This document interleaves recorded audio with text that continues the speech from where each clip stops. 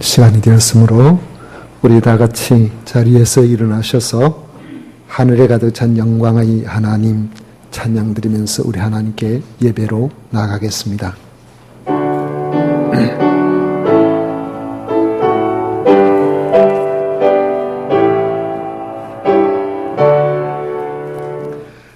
하늘에 가득 찬 영광의 하나님, 온 땅에 충만한 존귀하신 하나님, 생명과 빛으로 지혜와 권능으로 언제나 우리를 지키시는 하나님, 성부와 성자와 성령 삼위의 하나님, 우리 예배를 받아주시옵소서.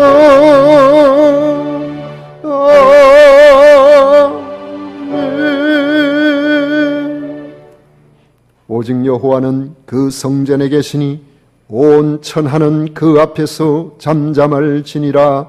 아멘.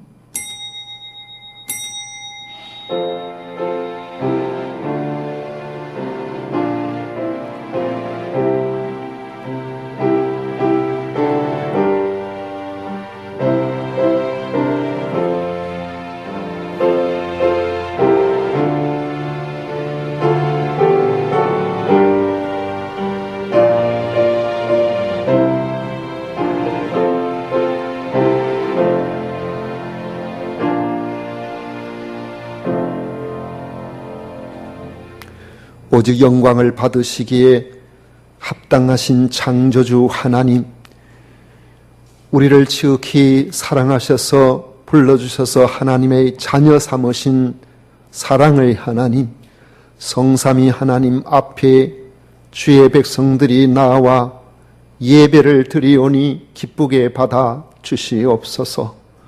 하나님의 크신 은혜 가운데 오늘 아버지 하나님 예배할 수 있도록 이 특권을 주신 것을 감사드립니다. 오직 우리 하나님 영광을 받으시고 저희들에게는 예배자가 받는 은혜로 충만케 하여 주옵소서. 예수님 이름으로 기원하옵나이다. 아멘. 찬송가 10장 다 같이 부르겠습니다.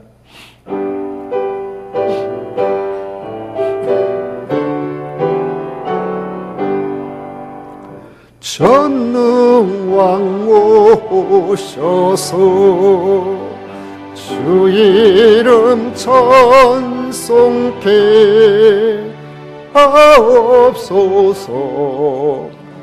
영광과 권능의 성부여셔서 우리를 다스려 주옵소서. 아멘. 성시교독문 제32번 함께 교독하겠습니다. 찬송가 뒤에 있는 교독문 제32번입니다. 여호와여, 내가 주께 피하오니 내가 영원히 수치를 당하게 하지 마소서.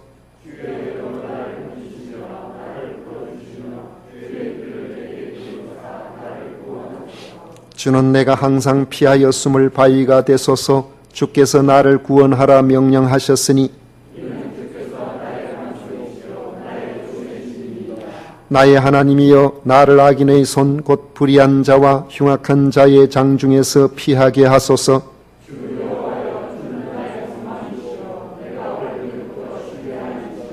내가 모태에서부터 주를 의지하였으며 나의 어머니의 배에서부터 주께서 나를 택하셨사오니.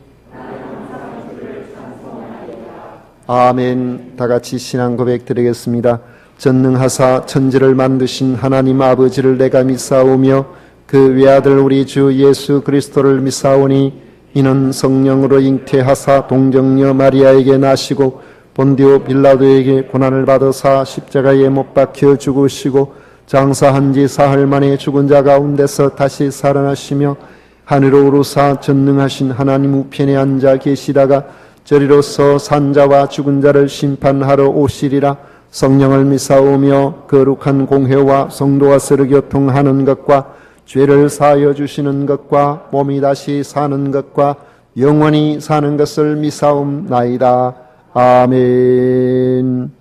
다 같이 자리에 앉으셔서 찬송가 386장 함께 부르겠습니다.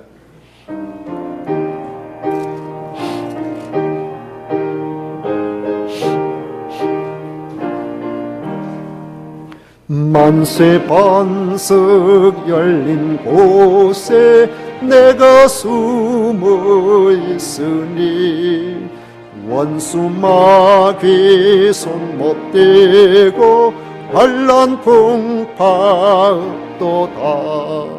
만세 반석 열린 곳에 내가 편히 쉬리니 나의 반석 구주 예수 나를 숨겨주소서. 이 땅 죽을 인생 편히 쉬기 바라니 주의 가슴 넓은 품에 내가 찾아 안기네. 만세 반석 열린 곳에 내가 편히 쉬리니 나의 반석 구주 예수 나를 숨겨주소서. 이 땅 위에 평안 없고 기쁜 일을 몰라도 주 예수의 참사랑을 내가 이제 알았네. 만세 반석 열린 곳에 내가 편히 쉬리니 나의 반석 구주 예수 나를 숨겨주소서. 험한 풍파 지나도록 순풍으로 도우사 평화로운 피난처에 길이 살게 하소서. 만세 반석 열린 곳에 내가 편히 쉬리니 나의 반석 구주 예수 나를 숨겨주소서.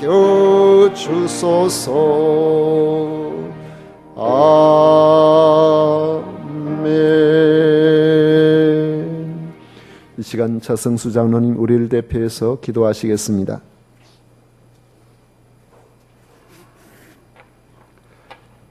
하나님 아버지, 오늘도 주의 전에서 하나님의 사람들과 찬양하며 기도하며 휴일 예배를 드리게 하시니 감사합니다. 오늘날 사회의 빛과 소금의 역할을 감당해야 할 교회가 오히려 사회가 교회를 염려하고 걱정하는 안타까운 현실을 볼 때 참담함을 느끼며 회개합니다. 이럴 때일수록 지혜롭게 잘 감당하여 주의 권능이 충만한 교회가 다 되도록 인도하여 주시옵소서. 말하지 않아도 네 마음 다 한다고 하시는 하나님 아버지, 이 시간 간구하오니 은혜를 내려 주시옵소서. 코로나19로 인하여 나라가 더욱 어렵고 힘듭니다. 회복시켜 주시고 우리나라가 예수 그리스도의 문화로 충만하여서 하나님의 영광을 온 세상에 드러내는 세계 선교대국이 되기만을 간절히 바랐고 원합니다. 수고하고 무거운 짐진 자들아 다 내게로 오라고 주님 말씀하셨는데 코로나19 전염병으로 인하여 심지어 새로 오시는 분은 예배당 출입을 통제하고 있는 안타까운 실정에 있습니다. 오직 주님의 은혜가 아니면 살아갈 수 없는 나약한 우리들이오니 주여 이러한 환경을 벗어나 만민의 집이 되는 교회가 되도록 역사하여 주시옵소서. 우리 성도님 중에는 질병으로 인하여 투병 중에 있는 성도님들이 있습니다. 주님께서 깨끗이 치료하여 주시고 수술 후 회복 중에 있는 성도님들은 빨리 회복되는 은혜를 주시기 원합니다. 학업 중에 있는 자녀들은 학업을 잘 감당하도록 지혜와 능력을 더하여 주시옵소서. 우리 성도님들이 가정마다 경제적으로도 풍요롭게 하시고 우리 모두 전능하신 하나님을 기억하며 주 안에서 기쁨을 누리는 행복한 가정들이 다 되시기를 간절히 바라고 원합니다. 우리 교회가 성전을 건축 중에 있습니다. 안전하고 아름다운 성전이 완공될 때 더 부흥되면서 하나님께 영광을 드리기를 원합니다. 이 시간 우리 목사님에게 여호와의 영이 임하셔서 말씀을 선포하실 때에 우리 모두 큰 은혜를 받게 하시고 우리 모두 하나님 백성의 모습으로 살기만을 간절히 바라고 원합니다. 예배의 시종을 주님께 다하며 우리 주 예수 그리스도 이름으로 기도드리옵나이다. 아멘.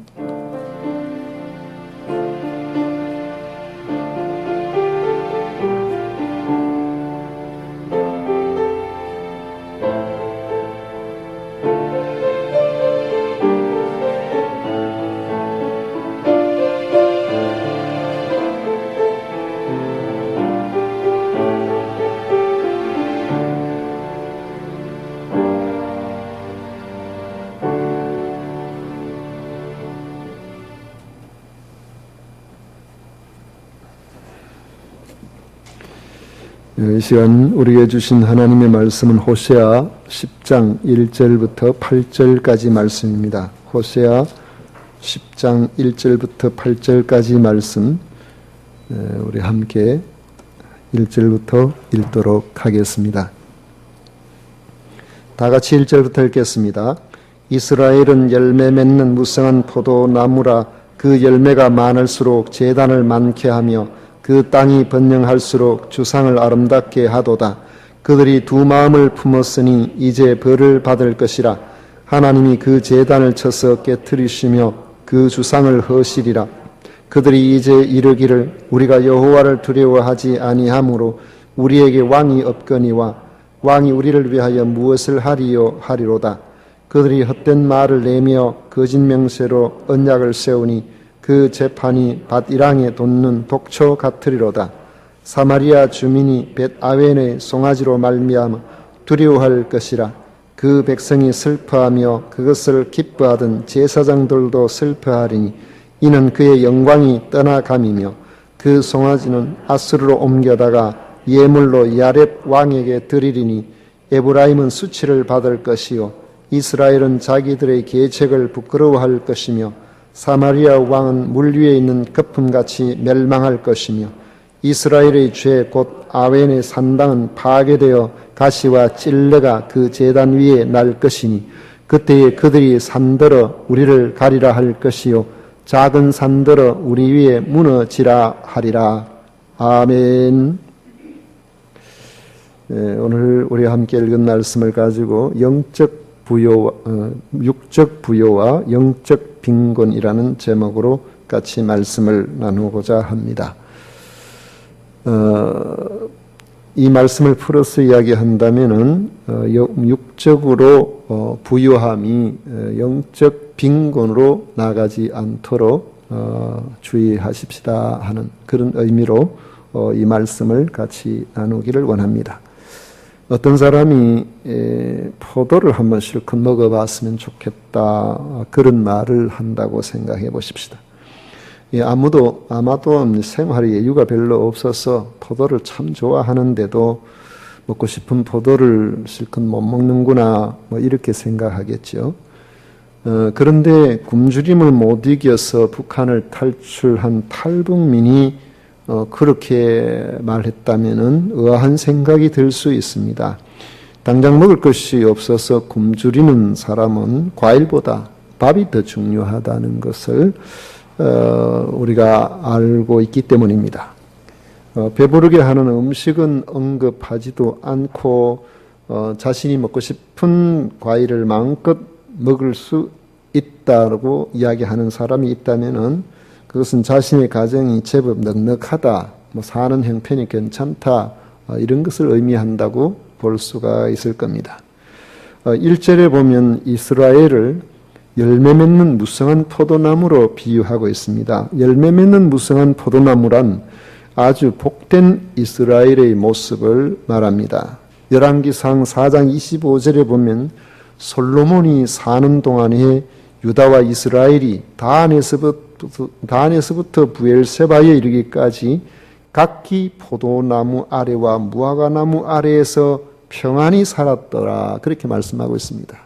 다안에서 부엘세바라는 말은 저 북쪽에서 저 남쪽까지 이스라엘 전역이 다 그렇다는 것이죠.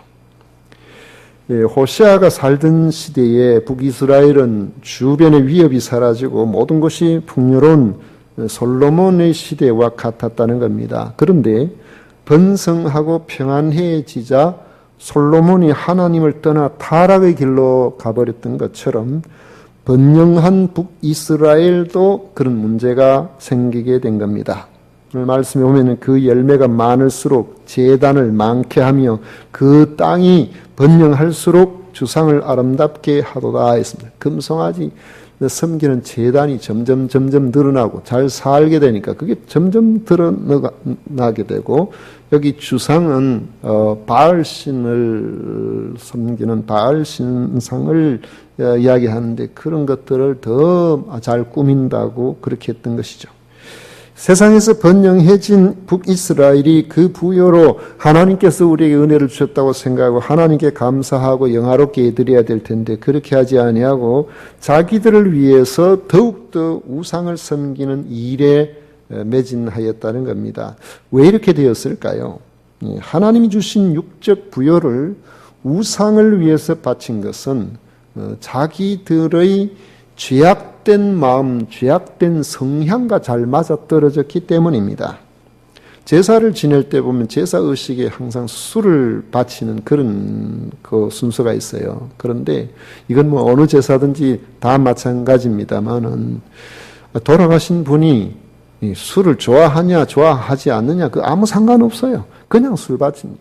그런데 왜 그럴까 생각을 해볼 때에 아마도 그냥 제사를 지내는 사람도 술 좋아하는 사람도 있고 안 좋아하는 사람도 있겠지만은 술 좋아하는 사람들이 그 시간에는 합법적으로 술을 마실 수 있는 집에서 또 술 마신다 이 소리 좀 안 들을 수 있고 제 마음대로 마음껏 마실 수 있는 그런 사람에게 잘 맞춰져서 그렇게 된 건 아닌가 그런 생각을 한번 해봅니다. 이스라엘이 하나님이 주신 번영을 우상을 위해서 쓴 결정적인 이유는 2절에 보면 두 마음을 품었기 때문이라고 말씀합니다. 하나님을 섬겨야 한다는 것을 조상적부터 들어왔지만은 국가가 장려하는 우상 숭배가 훨씬 현실적으로 와닿았다는 것이죠. 재미있고 쾌락적이었고 뭔가 사람 사는 것이 느껴지는 그런 것이 된다는 겁니다. 당시 우상 숭배는 이스라엘로 하여금 더욱 타락의 길로 빠지는데 합당한 구실을 만들어 주었던 것입니다. 우리가 하나님만 섬겨야 할 이유는 하나님만이 우리의 창조주시고 하나님만이 오직 우리의 근원이 되시기 때문에 그렇습니다. 그래서 하나님께로부터 온 피조물인 우리들은 오직 하나님께만 예배를 드리는 것입니다. 예배 드리는 시간이 늘 재밌고 늘 좋고 그래서 우리가 예배를 드리는 건 아니잖아요. 여러분 예배 드릴 때 보면은 우리가 요즘 지금 오후 예배를 못 드립니다만 오후 점심 식사하고 오후 예배 드릴 때 있어 보면 저도 잠이 올 때가 종종 있어요. 설교할 때 잠 온다는 말은 아니고 여러분처럼 앉아 있을 때 잠이 올 때가 있더라고요. 그래도 우리가 예배를 소홀히 안 하고 예를 드리려고 예를 많이 그렇게 했습니다. 그것은 바로 하나님에 대한 경외와 사랑의 마음이 있기 때문에 우리 하나님 앞에 그 중심을 모아서 예배를 드리려고 그렇게 예를 쓰는 것이죠.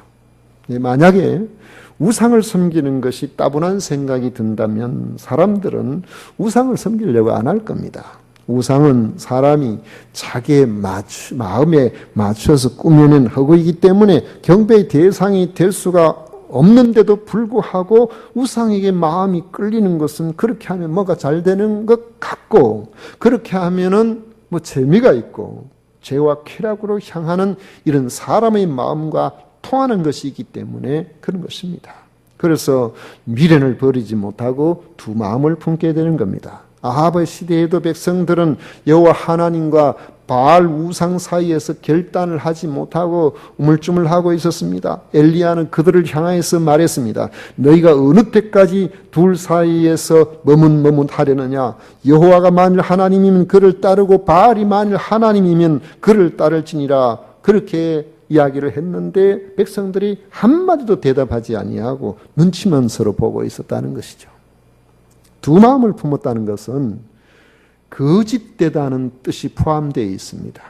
자기의 욕심을 따라 기회만 있으면 마음을 바꿀 수 있는 그런 사람입니다. 가까이에 이런 사람을 안 만나는 것도 복입니다.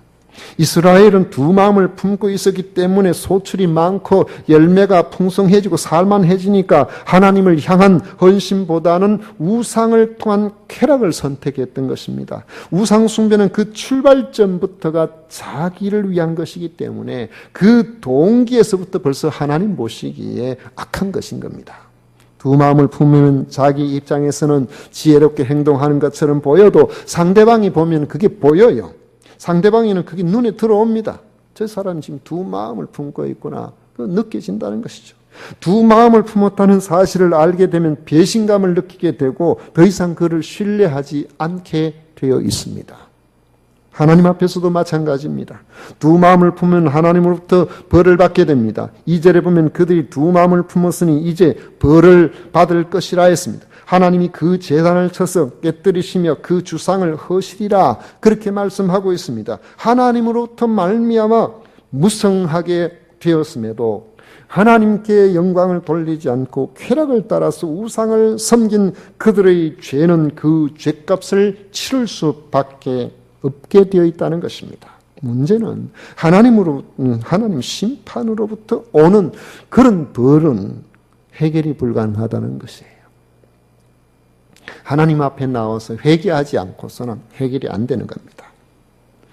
3절에 보면 그들이 이제 이르기를 우리가 여호와를 두려워하지 아니하므로 우리에게 왕이 없거니와 왕이 우리를 위하여 무엇을 하리요 하리로다 했습니다. 여호와를 두려워하지 아니하므로 벌을 받게 되어서 자신들을 보호해 줄 왕이 없게 되었을 뿐만 아니라 왕이 있다고 한들 그 왕이 자신들을 위해 해줄 것이 아무것도 없다는 것이죠. 그걸 탄식하고 있는 겁니다. 이스라엘의 죄는 두 마음을 품은 데 있다고 했는데 이것은 상황 따라서 선택을 달리하겠다는 그런 뜻입니다. 잘 안 될 때는 하나님께 도우심을 구하다가 잘 되니까 하나님보다는 쾌락을 제공하는 우상을 선택해버리는 겁니다. 언약을 따른 경건과 겸손으로 하나님께 감사하는 그런 삶을 사는 대신에 육적 부여를 쳐다보며 마치 하나님이 계시지 않는 것처럼 쾌락에 푹 빠져서 이 세상이 다인 것처럼 그렇게 생각하고 그렇게 살아왔던 것이죠. 예수님께서는 그런 경우를 어리석은 부자 비유를 통해서 교훈하고 계십니다. 한 부자가 농사를 지었는데 그 밭에 소출이 너무너무 풍성했습니다. 일이 얼마나 잘 됐는지 마음속에 생각하기를 내 창고가 작구나. 저 전부 추수하면은 더 이상 들여놓을 데가 없는데 이 곡식을 어떻게 하지? 여러분 농사 짓거든 그런 고민 좀 하세요. 응? 여러분 사업을 하시거든 좀 그런 고민을 좀 할, 그런 복된 고민이 좀 되면 좋겠어요. 일이 너무 잘 돼가지고 그러면 어떻게 해야 됩니까? 그렇게 되면은 그 은혜를 하나님께 돌리고 하나님께 감사하고 하나님께서 하실 일을 왜 이렇게 하셨는가? 그래서 하나님께서 내게 이렇게 잘하게 하신 그 목적이 있을 텐데 그게 뭔가? 이런 고민을 좀 해야 되지 않겠어요? 그런데 이 어리석은 부자는 그가 마음속에 생각하기를 내 곡간을 헐고 더 크게 짓고 내 모든 곡식과 물건을 거기 사두리라. 또 내가 내 영혼에게 이르되 영혼아 여러 해 쓸 물건을 많이 사두었으니 평안히 쉬고 먹고 마시고 즐거워하자. 그렇게 했어요. 그때 하나님 말씀하시기를 어리석은 자여 오늘 밤에 내 영혼을 도로 찾으리니 그러면 내 준비한 것이 누구의 것이 되겠느냐. 예수님 말씀하셨습니다. 자기를 위하여 재물을 쌓아두고 하나님께 대하여 부여하지 못한 자가 이와 같으리라. 그렇게 말씀을 하셨어요. 사람이 하나님을 향한 경건한 믿음이라는 절대 기준이 사라져버리면 우리 삶이 엉망이 되어버립니다. 말하는 것과 행동이 일치가 안 돼요. 그의 사상과 그의 삶이 달라지게 되어 있다는 것입니다. 4절에 재미있는 표현이 나옵니다. 그들이 헛된 말을 내며 거짓 맹세로 언약을 세우니 그 재판이 밭 이랑에 돋는 독초 같으리로다.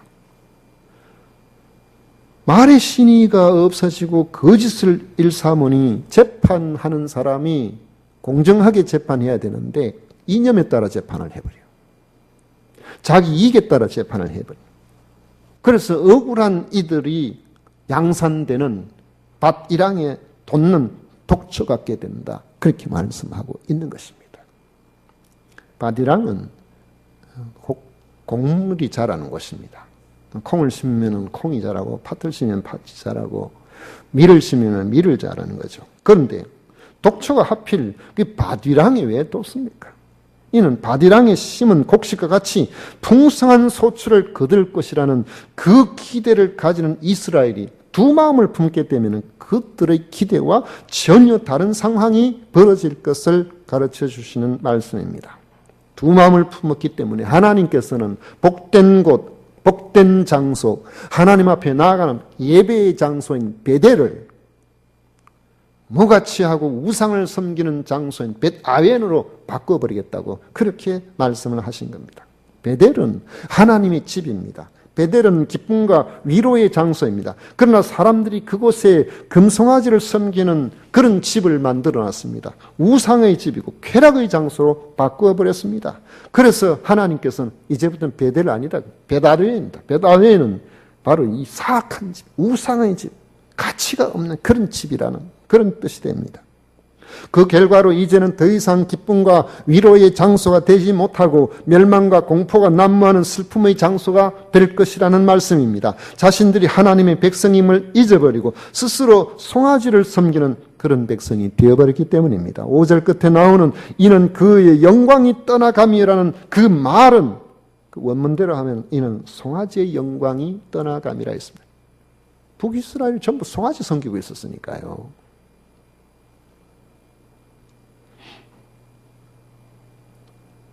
하나님의 백성에게는 하나님의 영광이 있습니다. 하나님의 백성이 하나님께 충실하고 하나님께 예배하고 하나님께 온전히 나아가게 되면 그 사람에게는 하나님이 함께 하심으로 하나님의 영광이 머물게 되어 있습니다. 그런데 하나님의 영광을 버리고 송아지를 섬기니까 송아지의 영광을 좋아하는 결국이 바로 그 영광이 떠나가게 되었다는 것입니다. 6절에 보시면은 그 송아지는 아수르로 옮겨다가 예물로 야렙 왕에게 드리리니 에브라임은 수치를 받을 것이요 이스라엘은 자기들의 계책을 부끄러워할 것이라고 말씀하고 있습니다. 야렙 왕이라고 했는데 야렙이란 위대한 왕, 대왕 그런 뜻인데 이는 아수르의 당시에 디그랏 빌레셀 3세를 의미합니다. 아수르와의 전쟁 때에 아수르 군대가 베델에 만들어 놓은 그들이 그렇게 좋아하고 섬겼던 금송아지를 전리품으로 가져가 버렸어. 그들의 왕에게 바쳤다는 것입니다. 이것은 북이스라엘의 폐망을 의미하는 것입니다. 그들이 섬기던 금송아지를 빼앗긴다는 것은 곧 철저한 이스라엘의 멸망을 의미하기 때문에 그들이 남아있는 것은 수치와 부끄러움뿐이라는 겁니다. 그래서 7절에 보면 사마리아 왕은 물 위에 있는 거품같이 멸망할 것이며 했습니다. 8절에 보면 이스라엘의 죄 곧 아웬의 산당은 파괴되어 가시와 찔레가 그 제단 위에 날 것이니 그렇게 말씀하고 있습니다. 옛날에 요즘은 뭐 초가집이 거의 없지만 옛날에 초가집이 있을 때에 비가 많이 오는 여름날 처마 끝에 그 안에 비 오는 걸 이제 피해서 이렇게 있다 보면 처마 끝에서 물이 막 낙수물이 이제 떨어져서 물이 막 고여 있기 때문에는 물이 떨어지면 거기에서 거품이 뽕뽕 생겨요. 근데 그 거품이 오래 안 있어요. 새로운 거품이 계속 생기는데 그게 밀려나면서 옆쪽으로 보면 폭폭 터집니다. 거품은 계속 있는 게 아닙니다. 터져버려요. 없어져 버려요. 이스라엘 영광이 마치 물 위에 있는 거품처럼 그렇게 될 것이다라고 말씀하고 있습니다. 대단해 보이던 북이스라엘 왕도 거품처럼 허무하게 멸망해버리고 함께 모여 떠들며 쾌락을 즐기며 우상을 섬기던 그 산당도 파괴되어서 가시와 찔레가 돋는 폐허가 되어버릴 것이라는 겁니다. 결국 그들이 자랑하던 모든 것들, 영광으로 삼았던 모든 것들은 다 사라져버리고 수치와 부끄러움만 남게 될 것이라는 말씀입니다. 이런 날이 곧 오게 될 것이라는 거죠. 왜 이런 일이 벌어졌습니까? 두 마음을 품었기 때문에 그렇습니다. 하나님 섬겨야 될 하나님의 백성이 하나님만 섬겨야 될지 그렇게 하지를 않았다는 것입니다. 특히 오늘 본문에서 하나님을 섬기는 사람이 조심해야 될 것이 있음을 보여줍니다. 열매 맺는 무성한 포도나무같이 잘 될 때 그 근원을 잊으면 안 된다는 것입니다. 만약 두 마음을 품어서 근원을 잊어버리면 세상적인 부요가 오히려 영적으로 빈곤하게 되는 이런 상황을 가져올 수가 있다는 겁니다. 여러분, 우리가 예수님을 그리스도로 믿고 교회가 왕성해지고 산업화와 교회의 부흥이 어쩌면 같이 왔다고 볼 수 있어요. 70년대, 80년대, 90년대 들어오면서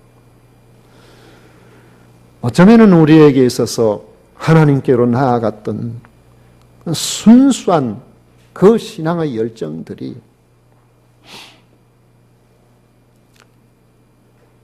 그래서 하나님께서 우리에게 주신 그 육적인 부요가 마치 북이스라엘 백성들이 세상의 쾌락적 요소에 관심을 가졌던 것처럼 우리가 그 자체에 집중하고 거기에 마음을 두어서 하나님께서 우리에게 주신 그 은혜를 망각해버린 건 아닌지, 그래서 오늘 우리가 위태로운 이런 상황에 와 있는 것은 아닌지 우리 자신들을 돌아봐야 됩니다. 하나님을 향하여 마음이 한결같이 아니하고 세상 재미에 빠지게 되면 육적인 부여도 하나님이 주신 것이지만은 물 위의 거품같이 사라지고 절망과 수치가 되어 돌아오고 만다는 것을 우리는 명심해야 됩니다. 이렇게 되지 아니하려면 야곱이 하란에 갔다가 돌아오는 길에 자신을 만나 주신 하나님께 예배하기 위해서 베델로 올라갔던 것처럼 오직 우리는 하나님만 섬기기 위해서 우리를 만나 주시는 영적인 베델로 올라가야 되는 것입니다. 야곱이 베델로 올라갈 때에 하나님이 기뻐하시지 않는 모든 이방 신상들을 모아서 상수리 나무 아래 파묻었어요. 하나님이 기뻐하시지 않는 세상 재미와 쾌락, 물질적인 부요, 마음을 두게 하는 그런 모든 것들, 이런 것들로부터 우리는 하나님께 온전한 예배를 드리는 그 장소로 가기 위해서 이런 것들을 파묻어요. 하나님을 예배하는 온전한 삶을 우리가 회복해야 한다는 것입니다. 성도 여러분, 여러분의 삶이 열매 맺는 무성한 포도나무 같이 번성하기를 축원합니다. 그러나 또 한편으로는 그때 여러분들이 조심하셔야 된다는 사실을 또한 경고를 드립니다. 지금은 예수를 믿는 것을 아무나 조롱하는 그런 시대에 우리를 살고 있어요. 우리를 조롱하는 많은 사람들이 과연 우리보다 더 검소하게, 우리보다 더 착실하게, 우리보다 더 진실하게 그렇게 사는 사람이 꼭 우리를 조롱한다고 저는 그렇게 생각하지는 않습니다. 왜냐하면은 제가 학생 때부터 예수님을 믿었지만은 그때부터 주변에 잘 살든 못 살든 예수님을 믿는 것 그 하나만 가지고 제가 조롱을 많이 받았어요. 가족들로부터 조롱을 받았고 학교의 선생님으로부터 조롱을 받았고 거짓말 한다고 조롱받은 거 아닙니다. 우리가 잘못 살면 더 많은 욕을 먹고 그리 하겠지만 우리 그리스도인은 그리스도인이 되었다는 그 자체만 가지고 예배를 드리면 예배 드린다는 그 자체만 가지고도 비난을 받을 수 있는 것이 우리들이에요. 광주에 제가 교회가 몇 개나 있는지 모르겠습니다. 광주에 아마 한 500개는 교회가 안 넘겠어요.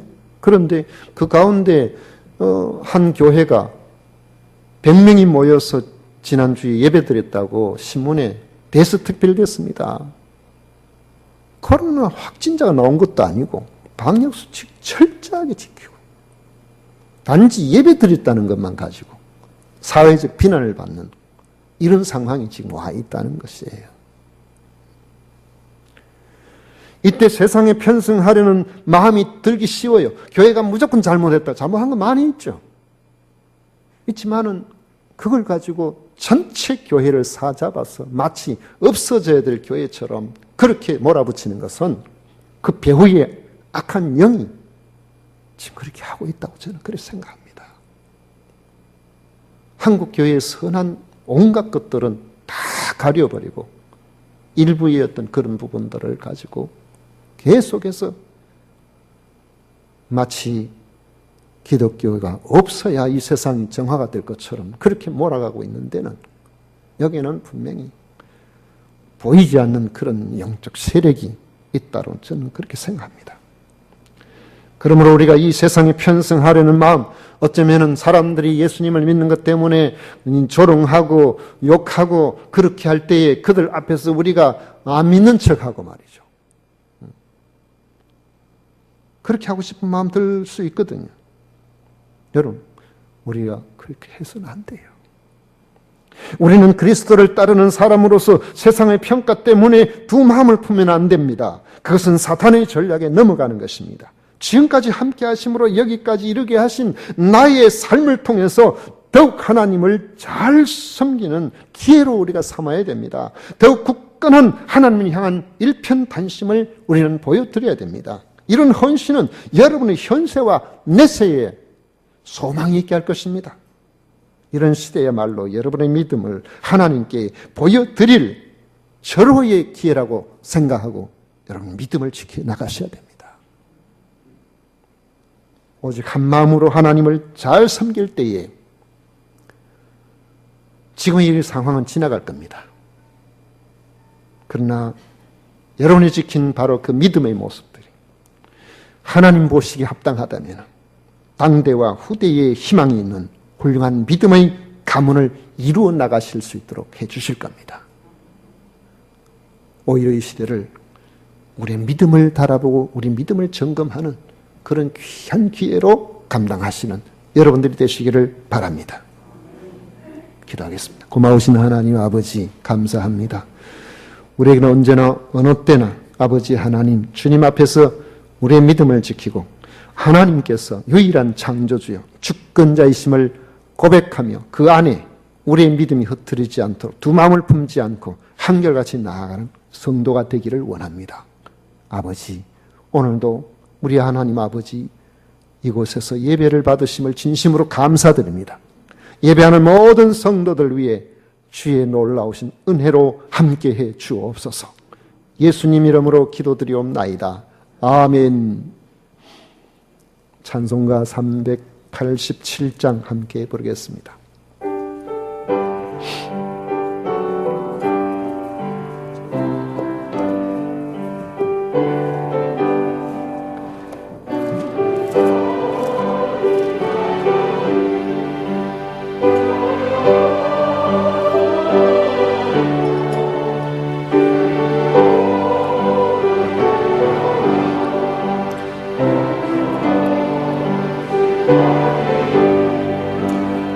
예수 내 주여 지금 내게 오셔서 떠나가지 마시고 길이 함께 하소서.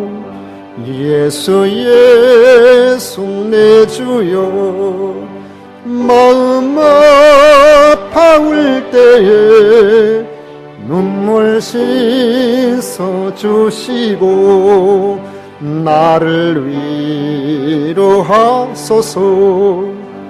예수 내 주여 지금 내게 오셔서 떠나가지 마시고 길이 함께 하소서. 다니다 가실 때에 쓸쓸한 것만 나도 홀로 있게 마시고 주여 보호하소서.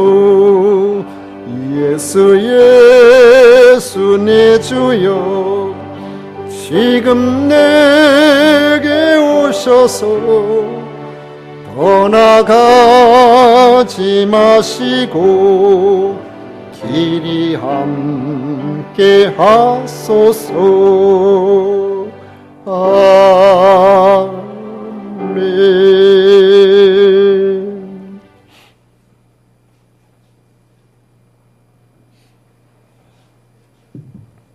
우리 하나님께 드린 예물 위해서 봉헌 기도 올려드리겠습니다.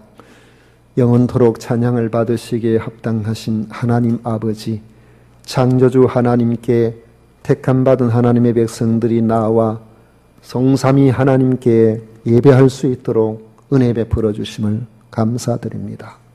아버지 하나님 홀로 영광을 받아 주시옵소서. 아버지의 예배를 목숨처럼 귀하게 여기는 주의 백성들이 아버지 하나님 앞에 예배를 드릴 때에 사단은 이런 일을 통해서 여러 가지 흠잡을 일들을 또한 많이 노립니다. 아버지, 우리들 가운데 하나님께서 은혜를 베풀어 주셔서 코로나 바이러스에 감염되는 이들이 없도록 해 주시고 아버지 하나님 홀로 영광을 받으시는 귀한 예배의 삶을 잘 살아갈 수 있도록 도와주옵소서. 특히 아버지 하나님, 오늘 주님 앞에 나올 때에 하나님께서 주인 되심을 고백하며 하나님 허락하신 물질의 10분의 1을 드리고 아버지여 건축 헌금, 선교 헌금, 주일 헌금, 감사 헌금을 구별하여 드릴 수 있도록 해 주심을 진심으로 감사드립니다. 시대가 어려워질 것이라고 예측되는 이런 시대에 하나님의 돌보심으로 기적으로 아버지 하나님 성도의 살림이 아버지 하나님 약해지지 않도록 해 주시고 직장이 든든하게 해 주시고 기업을 붙들어 주시고 우리 하나님의 백성들이 머무는 곳에 주인 되시는 하나님이 동행하여 주심으로 부유하게 하여 주시옵기를 간절히 원하옵고 기도합니다. 드린 예물 적절하게 잘 사용되어서 아름다운 건물이 지어지고 아버지의 세계 선교가 위축되지 않게 하시고 아버지 하나님께서 주신 모든 일들로 말미암아 하나님 영광을 받으실 일들로 가득하게 하여 주시기를 간절히 원합니다. 신선태 장로님, 최선희 전도사님, 찬한 하나님 은혜 가운데 어제 결혼 예식 잘 마치고 감사를 드립니다. 저 가정의 은총을 다하시고 아버지 하나님 복된 귀한 가정 삼아 주옵소서. 신복도 권사님, 백이용 장로님, 박건현 집사님 생일 감사 헌금 드립니다. 우리 아버지 하나님 받으시고 지난 1년 동안 지켜주신 것처럼 또 한 해를 주님의 장중에 붙들어 주셔서 영육간에 강건하게 하시고 아버지 하나님께서 지켜보호해 주셔서 내년에도 우리 하나님 앞에 기쁨으로 감사할 수 있도록 도와주옵소서. 오늘도 주님 앞에 나온 우리 모든 믿음의 식구들에게 은혜를 더하여 주시고 아버지 하나님 하는 일들이 형통케 하시고 잘 되게 하여 주옵소서. 미사옵고 예수님 이름으로 축복하며 기도하옵나이다. 아멘. 지금은 우리 구주 예수 그리스도의 은혜와 하나님 아버지의 놀라우신 사랑과 성령 하나님의 위로 축복 교통하심이 오늘 주님 앞에 나와 예배드리며 하나님께 영광을 올려드리는 모든 성도들 머리 위에, 그리고 마음의 손 위에 행하는 모든 일들 위에 자녀 손 위에 영원토록 함께 있을지어다. 아멘.